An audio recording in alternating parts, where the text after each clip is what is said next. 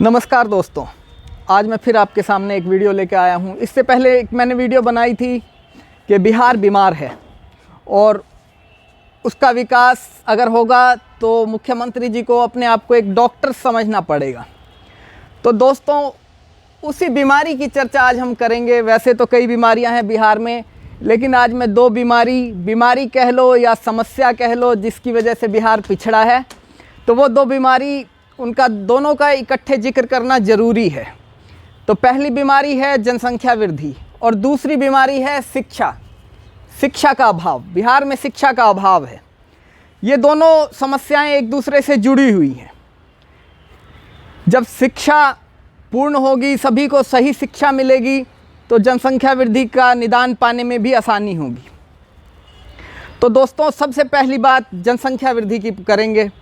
जनसंख्या वृद्धि एक बहुत बड़ी समस्या है। वो सिर्फ बिहार की नहीं, पूरे देश की समस्या है।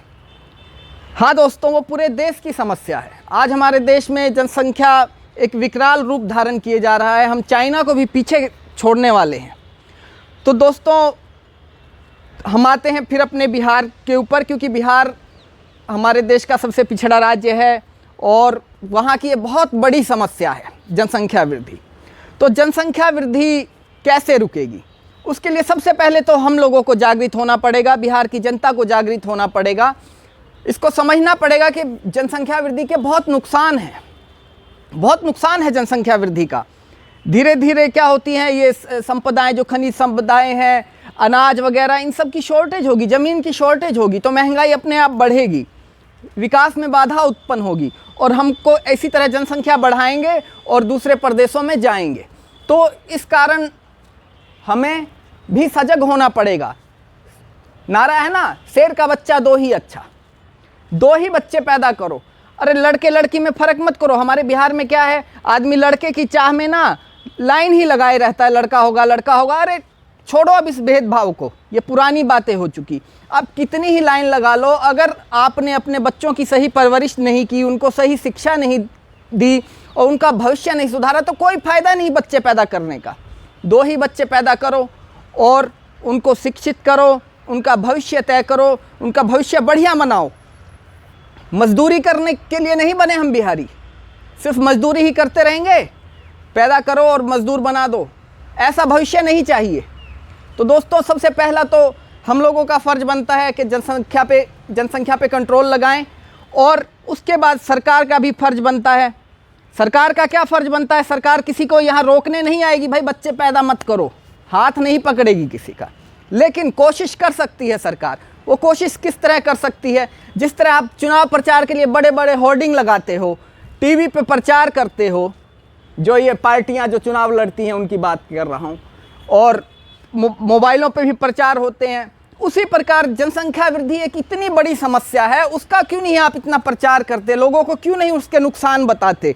उसके भी बड़े बड़े होर्डिंग लगाइए, मोबाइलों पे विज्ञापन दीजिए, टीवी पे विज्ञापन दीजिए, पैसा खर्चिए। जो चुनाव प्रचार में पैसा खर्चते हैं, चुनाव प्रचार को सस्ता कर दीजिए, उसमें थोड़ा कम पैसा खर्चिए, सस्ते साधन अपनाइए। लेकिन ये देश की समस्या है, इस पे पैसा खर्चिए, लोगों को